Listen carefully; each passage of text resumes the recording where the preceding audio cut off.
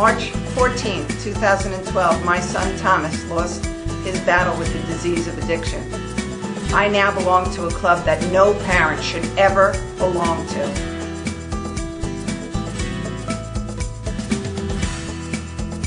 Do you know the signs? Do you know the trends that children are doing in today's world?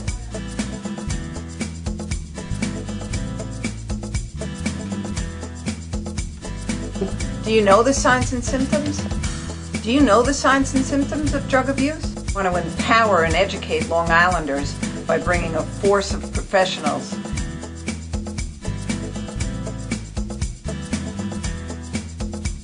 and how to prevent the disease of addiction.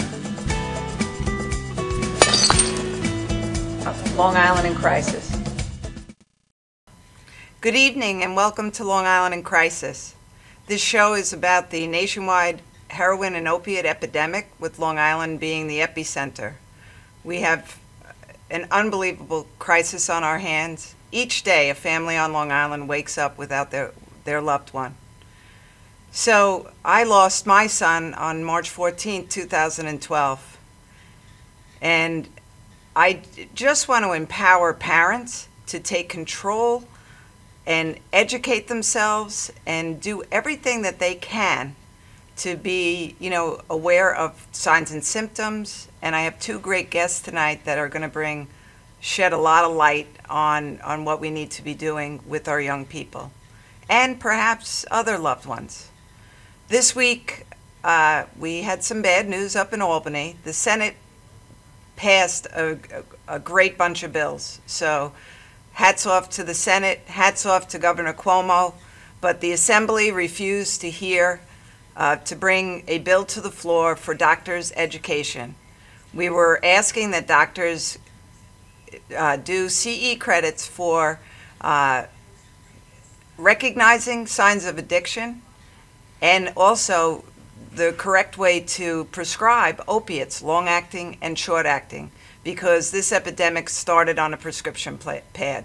So this election season, I need everybody to remember that the Assembly of the State of New York works for the citizens in the State of New York, and make your choices wisely. And now I'd like to introduce Anthony Ferradino and Steve Pinto. And Steve Pinto is in private practice in Huntington and also at the Life Center. And Anthony Ferradino is a drug counselor at Northport High School and a CASAC worker, and I applaud Northport High School all the time for the way that they're handling the epidemic on Long Island. I can't even imagine how many kids you've really touched and worked with and saved. Yeah, I applaud them as well, because they're a very progressive district, and the administration has been completely supportive. I've been there for 8 years. So my position was created 8 years ago after we had 2 overdose deaths in 2006. So the school district, the board got together and said, we got to do something about this. So, they really empowered me to do whatever I thought was necessary. And it's an uphill battle, and it's a joint effort. And we have a lot of people getting together. And really what's been even more moving is the community has mobilized, and the community really is starting to take action, which is exciting, because this is really just not a parent issue or a school issue. This is a community issue. And there's no blame. It's not that you did something wrong as a parent. It's not that the school district didn't do their job. It's that child doesn't have that shut-off valve when they start to use, and we have to own it. That's the best way that I really can put it into perspective for people, is just saying, out of your kid just doesn't have that shut-off valve. Right. 10 kids could drink a beer, and there's going to be one that says, let's keep this party going, right? I get that question. I get that question all the time. I was working with a client once, and he was saying, like, Steve, how come it is that my friends can all go out and they go out and they have a good time, and I still see my friends going out and having a good time, and then just for some reason I can't do that. You know, and what is that about? And that's, you know, kind of what you were talking about, was like that's how we get to that place where we help people understand. That's really the beginning to understand what addiction is. Absolutely. You know, in the beginning of just saying, like, well, that's kind of how we start to define what's going on. Yeah, because it's not your choice. It's like getting, you know, having diabetes. You didn't choose to have that disease or any disease. So you didn't choose the disease of addiction. It's just something that chemically, you know, for lack of a better, I guess, term, is in your body. You know, you don't have that shutoff valve. So once you start, it starts, you know, I watch that progression. It's frightening. And that progression, you know, and that's why, and I think we've spoken about this, is that it's one of the reasons why when I first entered the field and really started doing a lot of the work, was one of the reasons that why I was drawn to it so much is that when someone is experiencing addiction and they're really in the thick of it, and they start to get better, it's like a light bulb. They look like a totally different person. Oh, when they sober up. Yeah. I mean, you're working with somebody and they get to a place of where, you know, they're sobering up, they're taking steps towards sobriety, and then they're starting to repair friendships and the finances and academics.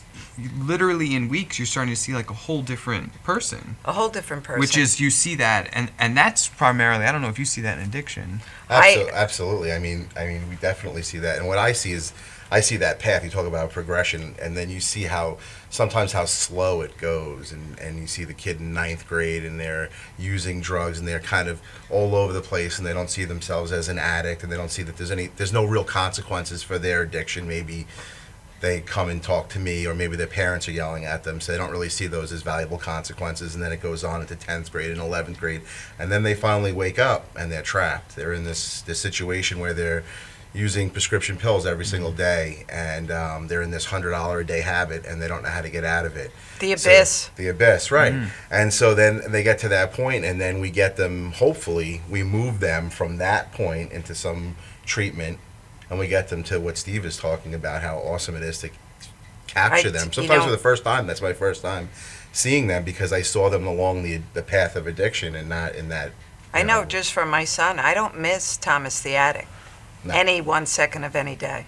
He was a mean, manipulative, cunning, you know, and not a nice person. My son, I miss every second of every day. Such a stark comparison, both ends of the spectrum. And you always knew. And unfortunately, the person struggling with the disease doesn't think you see that in them. You know, and that's when that window opens. Right, you know, and they finally say, I think I may have a problem, because everybody else sees it.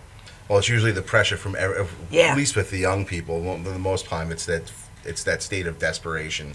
It's not typically aspiration. They don't aspire at that point. It's usually they're suspended from school, and their parents are coming down on them, and they might get into some legal trouble, and now they're saying, get me out of this. Yeah, it's not fun anymore. Right, and sick, and then you get to that sick and tired of being sick and tired. That's right. And you're moving from that place of where, you know, for that minute, and treatment, you know, in individualized treatment, you know, they call it that contemplation stage, where you're starting to contemplate, and like you were saying, is that like the difference between what I thought I am and what I am, it appears, and it's almost like that separation. You know?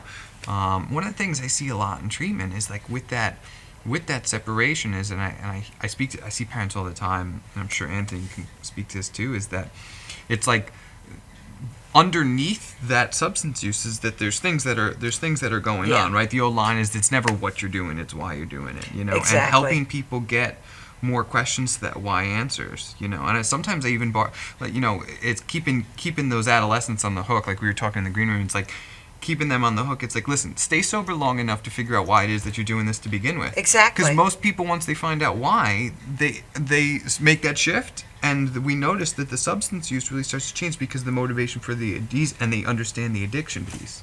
You know, Absolutely. So that's where that, you know, you were talking about that earlier. Is like, what's that underneath piece? That's right. You know.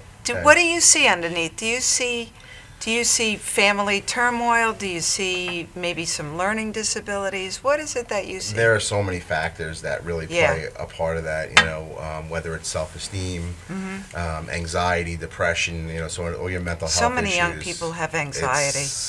It's amazing how many crises we see per day in the high school, at the high school level. Is that lack of coping skills, you think? There is a lack of coping skills. There's a tremendous amount of stress, resiliency. So I think there's a lot of factors that play into that. I think there's a lot of they're stimulated so much more with social media and the internet and just and what's bullied. happening. And Absolutely, bullied by it's tremendous. it's tremendous.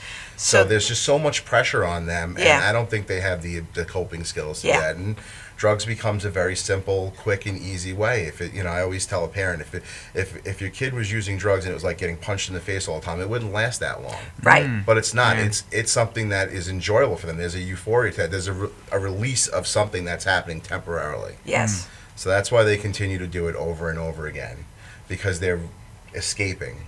They're escaping. They're escaping reality. That's right. So I know that Thomas's Hope, my foundation, is going to work with Northport High School also. That's right. I spent the weekend on Shelter Island with Kim Laube and Hugs Amazing with program. 95 teenagers. And the one stark thing that I can tell you is they gave up their phones at 3 o'clock Friday afternoon, and they were not looking for them on Sunday afternoon. And to see kids interact with each other, play, basketball, frisbee, singing, just being kids, absolutely amazing. And all the introspective work that they do. I mean, Oh it's my just goodness! such a So growing being in our, experience. they separate into family groups, and they really learn what is bothering you, communicate it, how to deal with and it. how to deal with it, Yep. and not to use a substance while you're doing that, because everything is going to be okay. Just take a step back. It's okay. Yep. It's okay to be confused. It's okay to be upset. Mm. And you're not going to solve it all in one, 15-minute period. That's when we were, a lot of the work that I do with some of the clients is, once they are sober and once we're starting to get to that early part of sobriety, like you're saying, it's like learning to be okay with not being okay. Yes. It's that place where you get into that it's in the field they call it distress tolerance, but it's like how can I handle distress?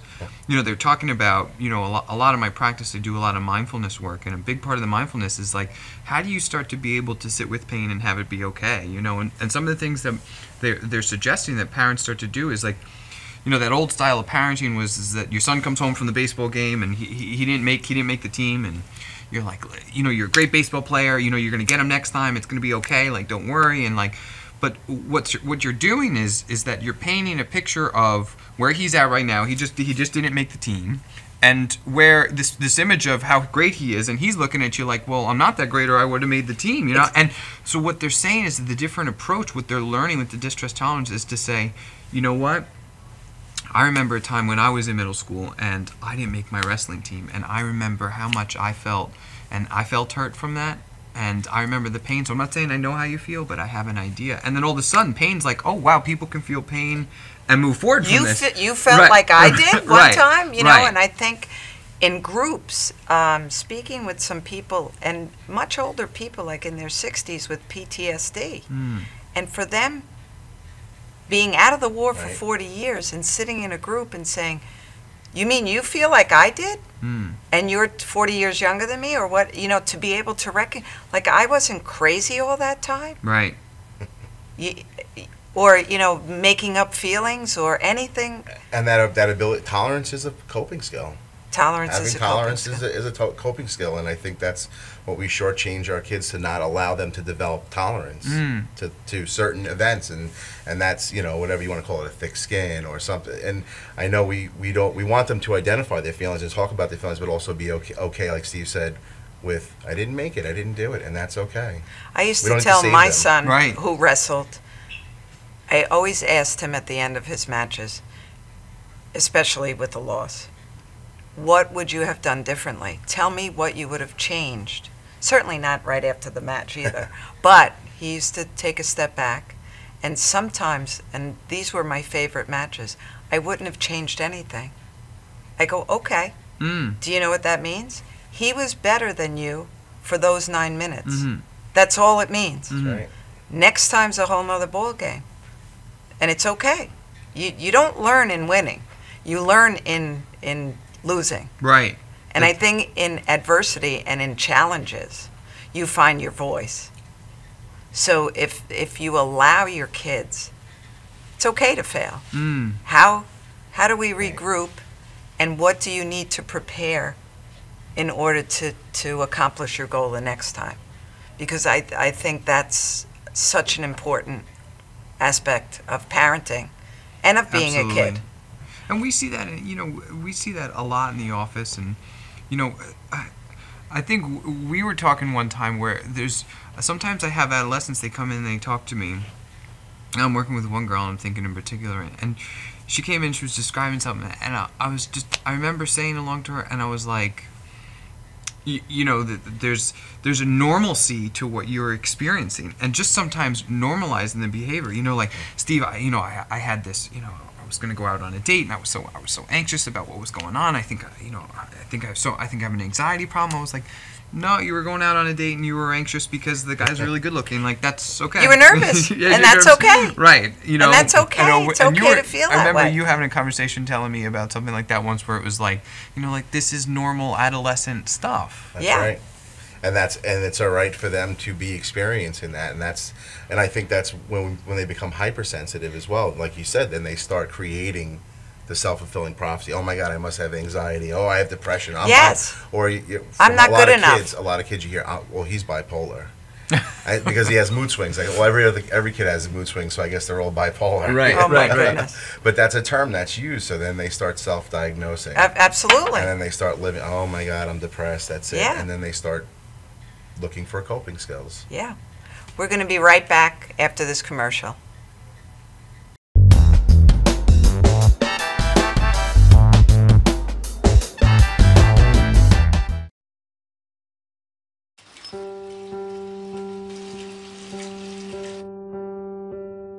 I think this is a good time to tell you.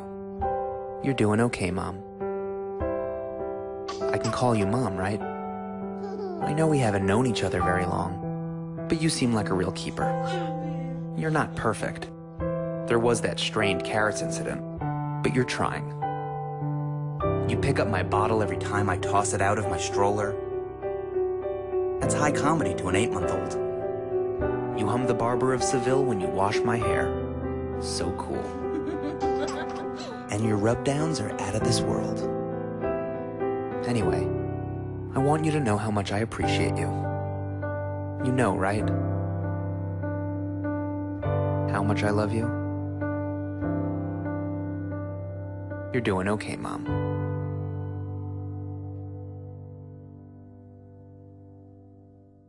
Stretching under sedation, or manipulation under anesthesia, is a very gentle, very precise procedure to very slowly release any scar tissue that is formed as a result of a traumatic injury. Many people ask, how does this work? Will I get hurt? Will you stretch me too far?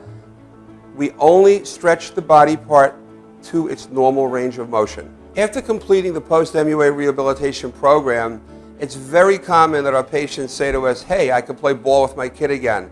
Hey, I can bowl again. Hey, I can enjoy hiking again. This is what makes it rewarding to us as practitioners.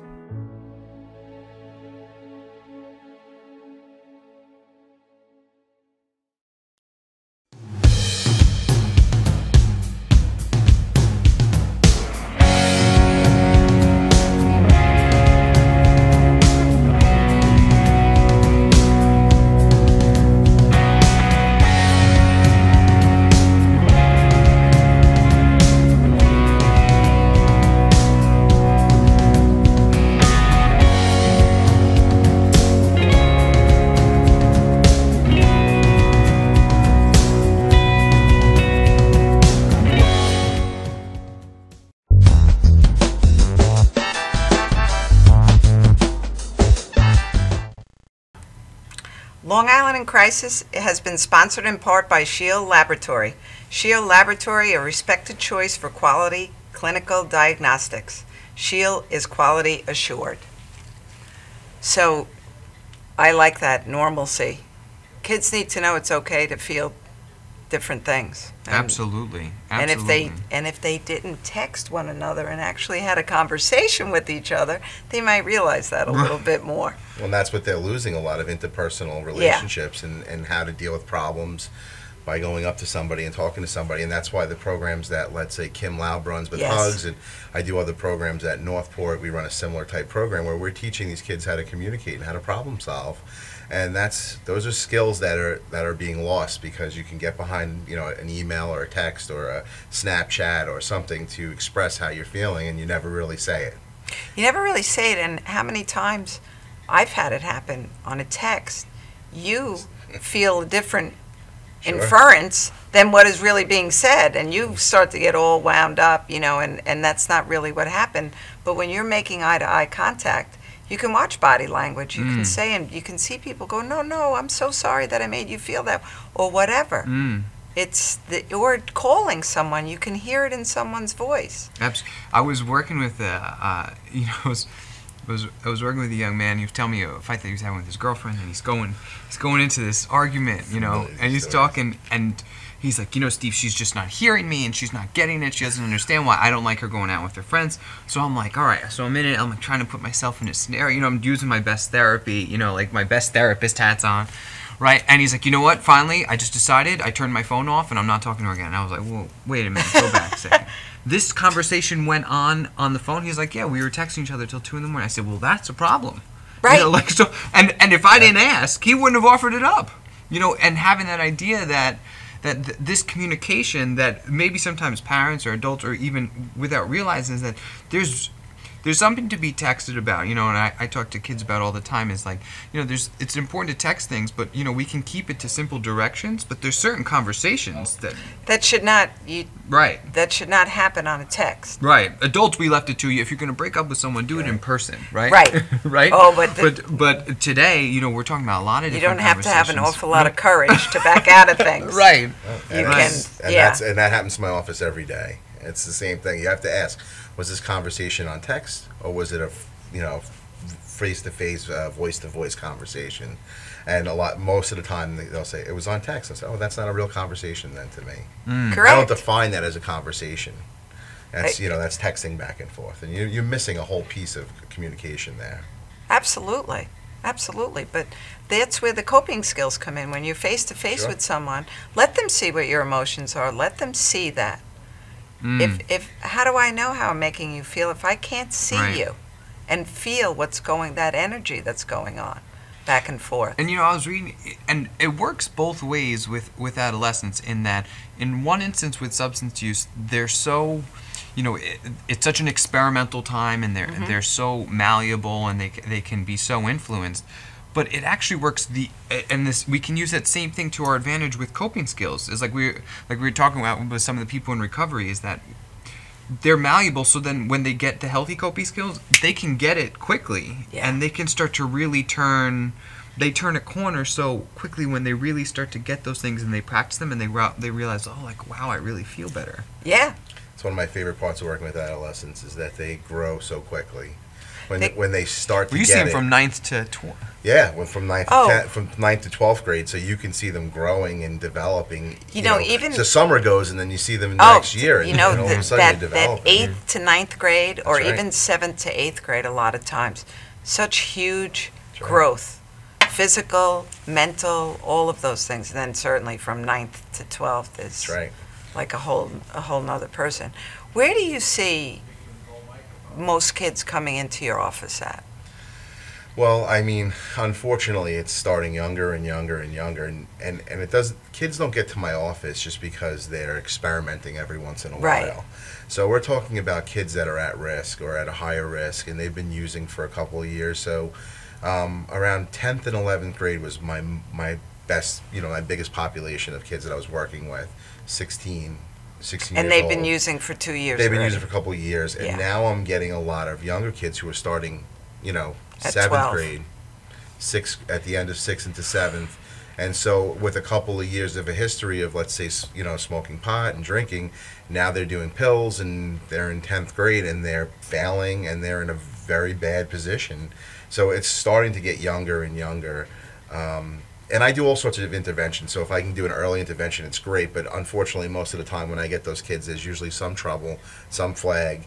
And part of my job is to meet with them, get them to feel good about counseling, and then refer them out to somebody like Steve, who's one of our most used referrals, and other treatment facilities around. So that's like my goal there. So we're getting them younger and younger, and we're getting and a lot of what I do as well is parent education, and I have to do a tremendous amount of parent education to get them up to speed, to get them to that point to say, okay, my kid can go to therapy, my kid can go to counseling. It's, unfortunately, all the parents that come to the FIST events that we do are the ones that are already in trouble. Yes. And everyone says, oh, not my kid, not my kid. Right. It's why not your kid is the question you should be asking yourself at home. Why not my child? That's right. And why does therapy have such a stigma to it? Why does addiction have such a stigma to it? That's right. And getting help and asking for help and that's seen as a weakness and not as a strength, that you have this ability to ask for help. And this is, that they have so much pressure on them, and the parents have got to see that. Yes. So why, make yourself feel better by saying it's probably just adolescence. As a mom, you always know when there's something not quite right. And it's that stigma that, like, when you're addressing that, I was working with a guy, I do anger management as well, and we were talking, and he originally came in for anger management, which it's okay. If men come to counseling and they come to anger management, that's okay. That's acceptable. That's acceptable. Right? So he's coming in and he's saying, it's anger management, we've been working together now. And now we're long past the place of anger management. We're getting into some deep stuff. And I finally asked him, I said, you're in counseling. It's just, Steve, this is anger management. I was like, this is a little closer to counseling now. And that distinction in his head was really tough. Was tough for him to handle, is because when we started to go into deeper stuff, and even some of the adolescents to saying, is this therapy? Is this counseling what we're doing? And there's that's so well said, is that like there's this stigma that comes around with it. But then, and I don't know if you see this, but I also see a percentage of adolescents who kind of love it. Well, it's attention seeking. Yes. And then they get this good positive attention. You're telling them, wow, that sounds like a great plan, and they reflect off. Yeah, there are some kids that I get that need that, and then it's not just that. Then we're focusing on action, because then action becomes a sticking point. They'll come in and talk the whole entire 40 minutes, and then I'll say, all right, now I want you to go out and do A, B, and C, and they come back next week, and I say, did you follow through? Did you try and not smoke pot, this week? No, I didn't do that. Right. So then there's that as well. So there's one. You get them to one spot where they're okay with the therapy and the counseling, and and then moving them from that phase to the action phase is a whole nother set of challenges. He was just kidding me. I'm not going to stop smoking pot. Well, yeah. Well, I think there's just a level of when someone's thinking about it, or contemplation, and then action. I think there's two different levels there, and I think a lot of kids think about, am I doing the right thing? Am I not doing the wrong thing? When they leave, they get reinforced so much that this is all right. It's so easy to. It's so easy to just go home and smoke pot. It's so easy, and it's so rewarding for them, and that's it. It's low energy, high reward. And counseling and therapy and developing skills is high energy, high reward. So kids tend to take the easy road. Of course, they take the easy road. That's right. Most adults do design. too. It's by design. It's by design. Anything worthwhile is gonna take a little worth doing. Sure. So, how do we educate parents then? So you work with a lot of parents too, Steve. How do we get them to just let go of the stigma around?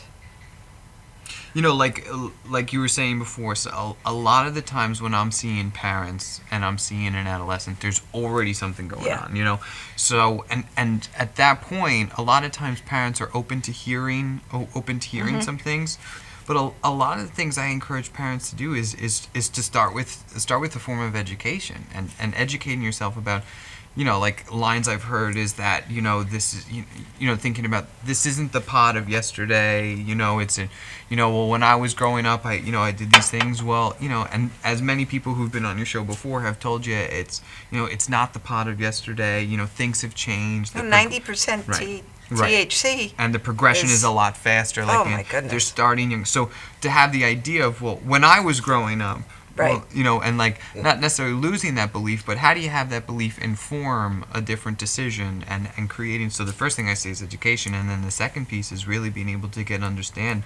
You know, I ask parents a lot of times, and I think this question stumps them a little bit. It's like, well, your son or daughter is doing a tremendous amount of things to be able to smoke pot. Have you asked them what it is that they like about pot?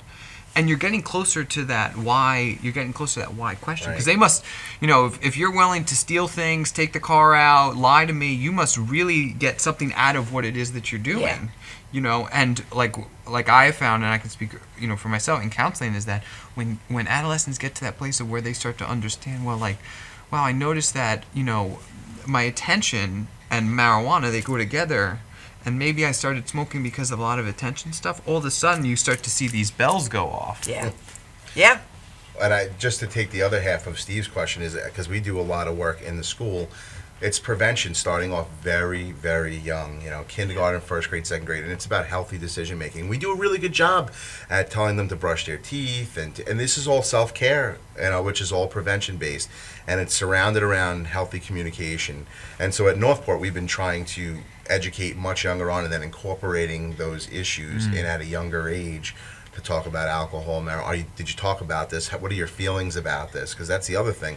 When parents come to that point where their kid's using, they don't even know what their own values are about it at that Right. point in time. So Because- you have to determine that ahead of time. You know, Yeah. how do I feel about drinking? Is it 21? Because that's what, you know, the law is. Should Yes. I support that? And then if you're dealing with another parent, you have to make sure that you're in line. Yeah. And that's most of what I see. By the time they get to the using, the parents aren't sure how they feel about it, or they're disagreeing, and the kids live in it in the middle of that disagreement, that miscommunication. Oh, yeah. And just. But you know, in today's world, a 2-year-old knows how to swipe your iPhone, That's right. turn on your iPad. So when you're having a party, they're taking in what you're doing, Absolutely. everything that you're doing. So if they're reinforced that mom and dad need to have a beer Right. to always have a good time, and that may not necessarily be true, but if they always see that, it's a child's mind. So you're going right. to equate drinking with having a good time, and you're going to mimic your parents, always. We challenged, we have a club at the high school, Students Against Destructive Decisions. We challenged them to make a PSA to their parents, and what would they say? And that was one of the things they said. Don't have a beer every time I have a birthday party. Have a Coke instead. Right? Wow. We're going to be right back after this They commercial. came up with that.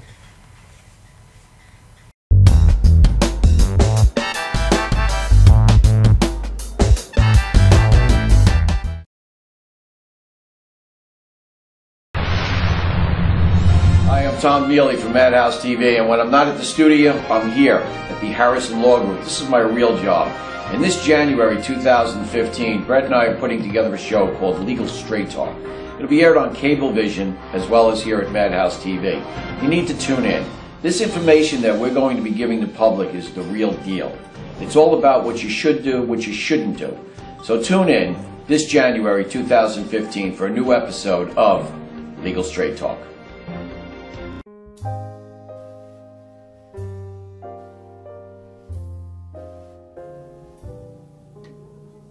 My name is Dr. Robert Brevard. I'm here for Multi-Medicine in Westbury, New York. We're located at 1065 Old Country Road, Suite 214. Been here for about 15 years. The practice has medical doctors, physical therapists, chiropractors, acupuncturists. We also do pain management, and we have orthopedists on staff. Here at Advanced Multi-Medicine Rehabilitation, we've got physical therapists on staff who treat an array of conditions, from neck pain to back pain, shoulder pain. We treat carpal tunnel. We treat a lot of car accident patients, slip and falls. We treat patients with knee injuries, with ankle injuries. We have state-of-the-art equipment. We've been here for over 15 years. Vast array of diagnostic testing, from x-rays to EMGs. What is an EMG? It's a diagnostic test that allows a doctor to determine where the pinched nerve is.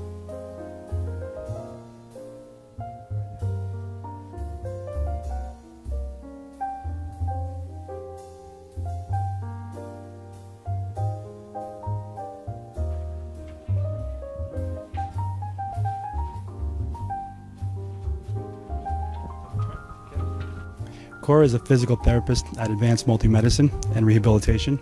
She's working on Stephanie, who was involved recently in an automobile accident. Stephanie has tight thoracic and cervical musculature, and Cora is doing some myofascial release work and some therapeutic stretching, doing it to help her with her pain. Vicky is also a patient here at Advanced Multi-Medicine and Rehabilitation. Vicky is now working her leg muscles, specifically her quadricep muscles, trying to strengthen them after an injury she sustained.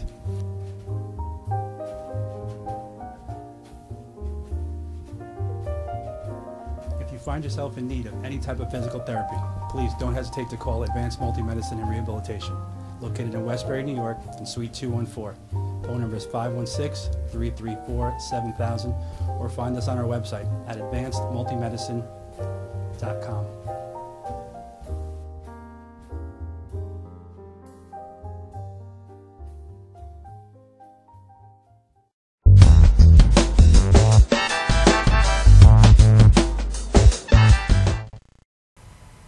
Welcome back. Long Island in Crisis has been sponsored in part by Shield Laboratory. Shield Laboratory, a respected choice for quality clinical diagnostics. That is not easy to say.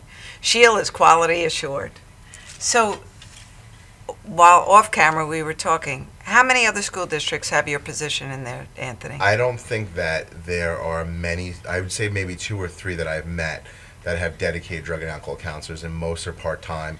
And there are a lot of social workers and psychologists who carry that title or carry some of those responsibilities, but not a dedicated person. So I think Northport's been very progressive, and I have no other ties, but that's what I do for the district. That's it. That's incredible. That's it. All but if programming. you, let me, since you're a social worker, Sure. if you are not trained in the disease of addiction, are you an effective social worker to handle that? Well, a little different. I'm a licensed mental health counselor, and my background working at drug and alcohol is that having an understanding of addiction is so important to understand the disease.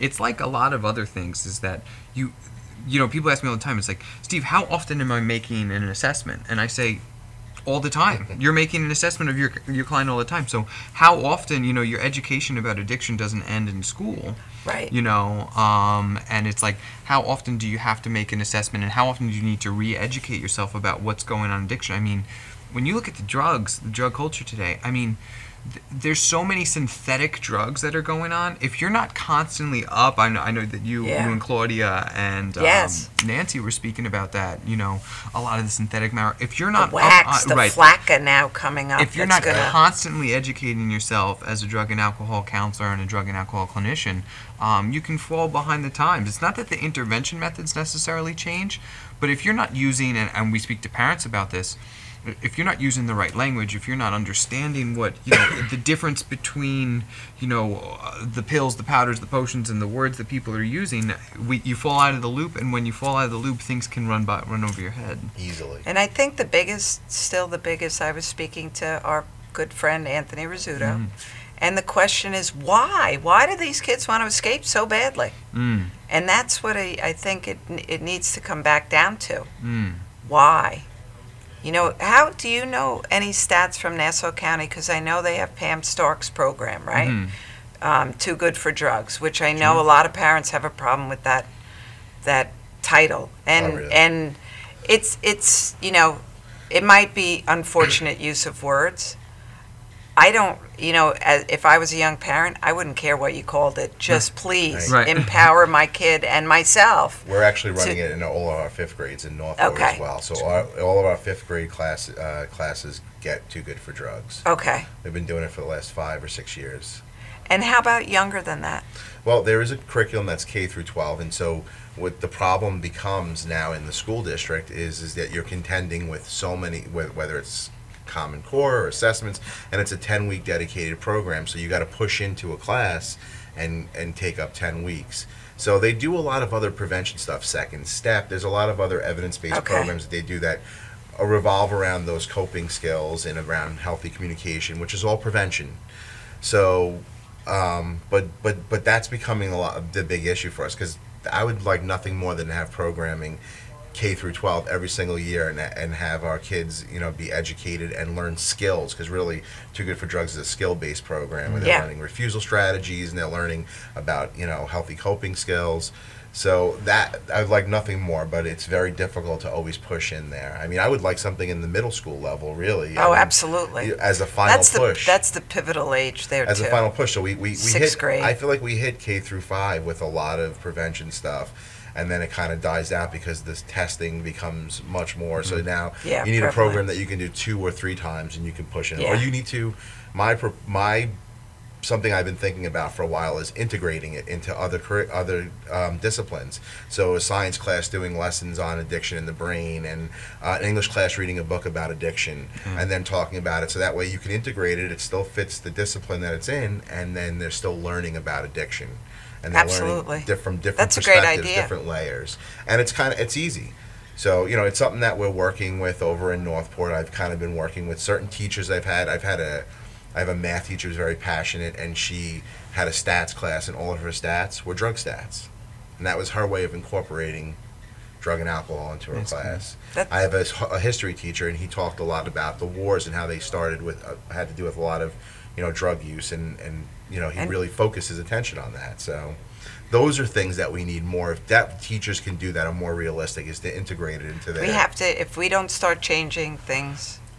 That's right. On a much bigger level it's today, cultural change. We will be sitting here having the same conversation 5 years from now with so many people lost. You're seeing it in academics a little bit. I mean, one thing that's been popping up a lot is that concept of that sober college. You know, like doing the sober colleges and doing some. I think we should have. We have to have a recovery high school. Right, and you know, and that's where, you know, there's been, and I can say most recently in this past school year was one of the busiest school years for me in terms of pushing.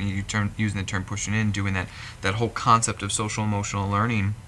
You know, I do a lot of mindfulness in my practice, and I do a lot of speaking on mindfulness, and that's something that's really been injected a lot into the school's emotional regulation programs, is because it falls under the category, and New York State loves this term, which is social emotional learning, and then if we can put it under that term, then we can bring it in. And listen, I guess I have my own little dream, which is just kind of like right next to arithmetic and history will be coping skills. Coping skills. And, you know, teach kids in gym class meditation, yoga, those kind of things are tremendous for kids. You know, I did to start feeling better. Breathing techniques. Oh, absolutely, absolutely. I do some of my community, my continuing education.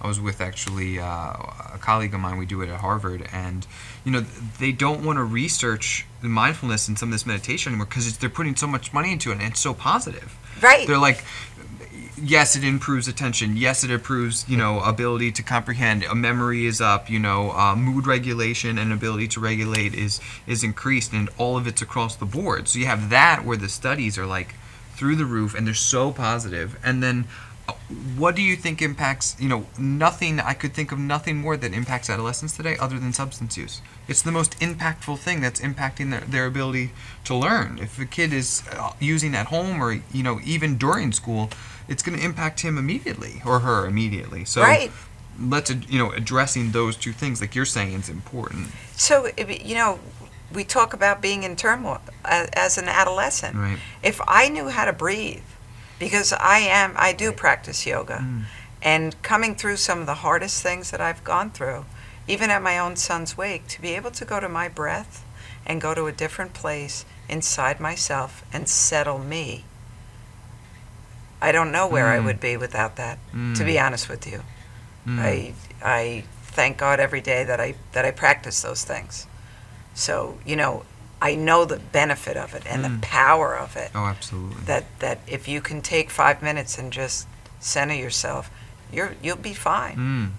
And kids, that's a no-brainer to me.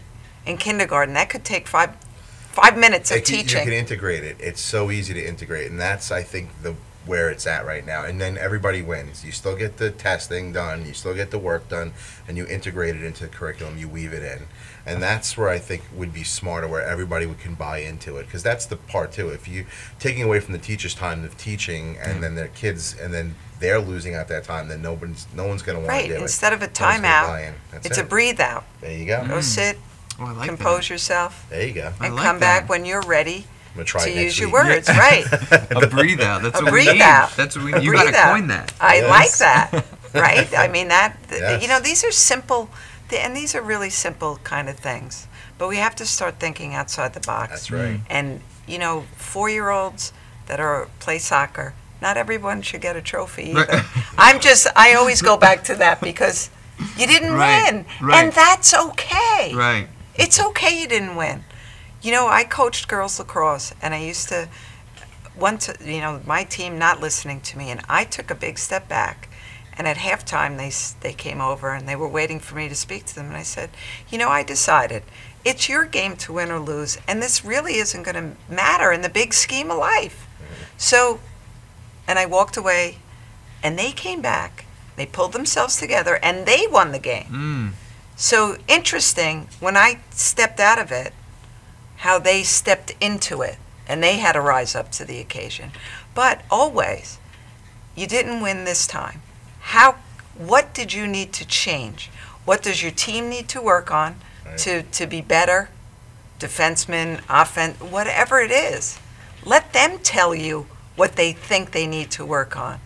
And then you tweak that with them. Right, and that's the beauty of working with adolescents all the time is most of the time they'll tell you exactly what's going on. You know, when you give them the opportunity. And sometimes I'm working and I'm like, all right, I'm gonna tell you something really. It's gonna be good, and then I end up saying it, and it's something that's so simple, and they look at me and they're like, that's it? That's what you have for me? Like that was it? Like that's is the best. nugget? This is the best. This is the nugget of information. And then, but like a lot of this stuff it's tried and true. You know, right? It's getting into that habit. It's creating good rituals. It's creating That's the issue. It's creating Yes. a routine. You know, first thing, you know, someone comes in and they're telling me, you know, aside from addiction, they come in, they tell me they're depressed. I mean, first thing I say is stop watching the news. You know, like first thing we got to do, and you know, we need to get to our routine. We need to find that place where you feel comfortable and you're doing those things. We can't, you know, sequester ourselves, and that because that routine is those things help because the rituals. You know, we see that's a bell schedule is essentially that. That's right. Yeah. Absolutely. It's transition from one period to the next. Right. Yeah. We'll be right back after this commercial.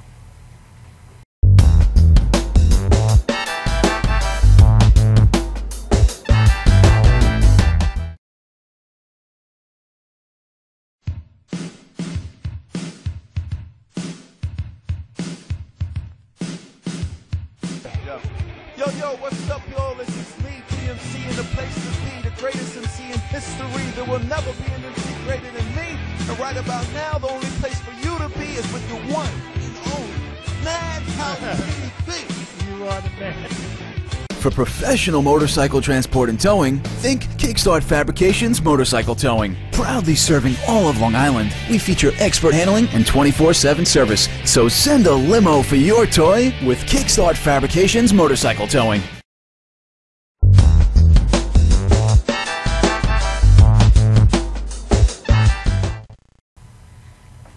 Long Island in Crisis has been sponsored in part by Shield Laboratories. Shield is quality assured. So, you know, we could change the world if they let us. Right. Don't you think so? Right. No. Absolutely. Sure. Absolutely. So we need to engage parents. And what would you know, we're coming real close to the end of school. What would be the one thing that you would encourage parents to do? What would be the top of your list this summer for parents of middle school age children to do? Well, I was, you know, one of the things I was just giving a presentation, and you know, these are considered the 100 deadliest days, right? Yes. You know, and For alcohol, for right. DWI, I know. Certainly. Right. The first thing I say to parents is do something different. You know, don't do something that you've always been doing. And secondly, is that make sure on the other end, whatever it is that you're doing, is that you make a moment.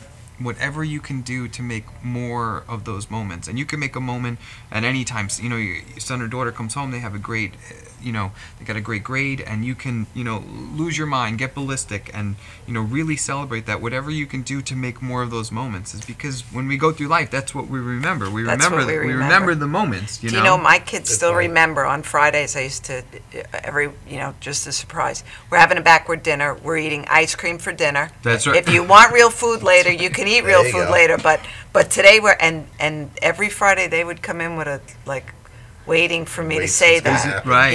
Is it today? That's, but that's a moment. But I love that. Mine was breakfast for dinner. Today we're just going to have breakfast for dinner. I said, this is a moment. This is a moment. Yes. It's just out of the norm. Yes. Out of the norm. That's a great piece of advice. Yeah. And I would still say you have to monitor them. You know, you have to stay on top of where they are, and a text is not an acceptable communication. And you need to stay in constant communication with them. You need to be talking to them every single day. And this is one of the things, when we talk about drug and alcohol, it's not a one-shot deal. It's not just say, I had the drug talk, I had the sex talk, boom, check it off my list, and it's the end. It's something that you talk about every day. And it doesn't always have to be about them. There's plenty of things in the news that you can just pick up the front of Newsday or the front of the newspaper and say, did you see this? What do you think about this? Did you read the story? Let's read it. What's this about? What do you think about it? I find it really shocking most of the time coming through. I live in Kings Park, seeing all kids on bicycles, and they all have backpacks. I never carried a backpack when I was riding my bike or going out to play. There you go. So, especially, I just always say to parents, it may be very simple, but if they're putting their backpack on the side of the garage and leaving without their backpack, picking it up and leaving, you better look and see what's in that backpack. That's right. That's right. And if they need, $10 all the time, and you're finding Visine around your house, this is not rocket science. That's right. We have to look into why. That's right. So as you said, there is no privacy.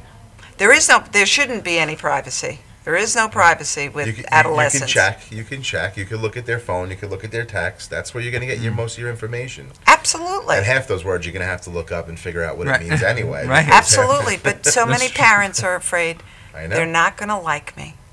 You know they're going to get angry at me. You know how many phone calls I get? Mr. Ferrandino, I looked at his text, but don't tell him. I said, so you want me to call him in and just say, I think you might be doing something, but I'm not really sure because I don't have any information to go on. You're the parent. Let's go. You looked at she looked at your phone and it says you're smoking pot. Let's talk about this. Right. And that's the time you go up to the school and you make an appointment and you confront because you're the buffer. That's right. You're the perfect that's what I'm there buffer. For, right? Exactly. That's not the conversation that you have at home where tempers are going to flare. Absolutely. So you can have that moment and the parent can leave and then you have a great opportunity to step in and guide. And guide. And say what's really going on. Why do you need to feel that way? So because I know summertime, kids, a lot of time on their hands. If both parents are working, they may not need a babysitter anymore, but I think go to work when your babies are little and stay home from the age of 10 on. Right. Because that's the time you really need to be there. Right. It's so true, and I think what happens is you start seeing they get a little bigger, so you're like, oh, look how tall Johnny is. I guess we could leave him home alone now. Yes. He sounds mature. And parents get burnt out, and they start realizing, I just did all this monitoring. I tell them, now's the time to really start monitoring. What do you think I've been doing, Mr. Ferrandino, from age 1 through 11? Well, now's the real time. Now's the real trouble. Time. Now's the real trouble. It's not just about locking doors and putting locks on the cabinets now. It's like, they're going to go out and they're going to do some risky things. They're going to do some risky things. That's and they don't have, peer pressure is a terrible thing. Very. And risky things by definition of adolescence, not because they're bad people, that's and that's where we started tonight which was about, it's not bad people trying to get good, sometimes it's, sick people trying to get well. And looking at it from that perspective to say that there's something going on here and this is a healthcare situation. And that, I think, for parents, I've noticed it takes people's anxiety down a little bit, that this is not a good, bad, right, or wrong thing. We're talking about healthcare, and this is healthcare. Making healthy decisions. Right? Healthy decisions. That's really the name of the game. I know for my son, we lost all 3 grandparents in 3 years, and we went through a divorce. And I tried to get him into, and he did not want to talk. And that He was shut down at that He point. was shut down. He was shut down. It was too overwhelming. It was way too, being very close to grandparents, and really, I always equate it to pulling the rug out, and right. having, and no place to fall, you know. So, you know, these things happen in everyday lives. And that's why it's important to get, like I said, start early and get them talking about everything, so they're used to communicating about what is happening with them, how they feel. You know, my 7-year-old, he could use some of the biggest words. He's got 2 parents that are social workers, so we sit around, we talk about feelings all day long. And so, you know, he'll like, let me know man, how frustrated I make him, or how, you know, embarrassing I am, or something like that. And I'm like, wow, Andrew, you're recognizing good feelings, you know? He's like, I have to, because I want to get out of the kitchen into the den to play for 5 minutes. Well, the hope is, in our family, the hope is that when he gets to those big issues, he'll learn how to talk. He'll know how to talk about them. You know, I think it's also just important when you have a line of dialogue from when they're little, and it never stops, that they're not afraid to come to you, even though it may be bad. That's right. They're not afraid to say something to you then. And that's such a proactive thing. Yeah. You know, especially with the boys, if I would go in with cookies at night and tell them, I had such a sucky day today, you know, and just start to talk, and you're eating cookies, and that's great. And then they would just start to, it took a long time and a lot of cookies a lot of times, but you know, it's worthwhile having that conversation. It's worthwhile. And, you know, and people say, well, you did all that and look what happened. Well, I did all that, and yes, and look what happened. But that doesn't mean that's going to be anybody else's journey. Right. You know, everybody's journey is individual. You know? And and I said earlier, you have to have the hope that will work.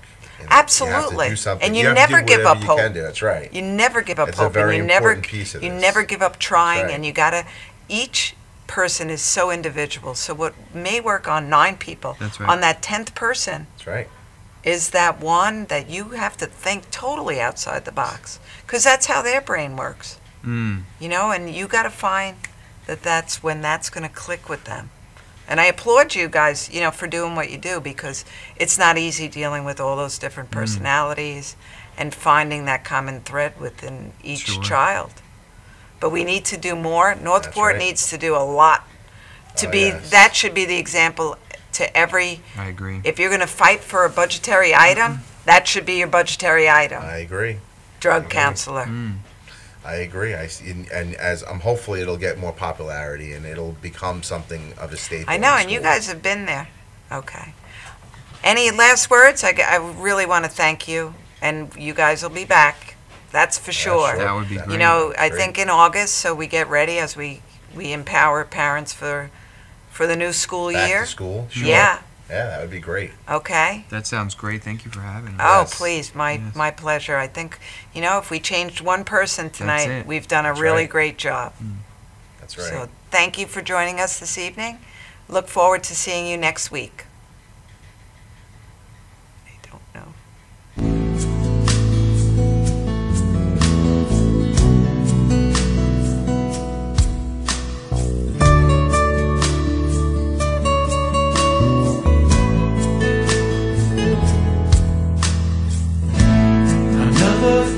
Hotel room, musty people.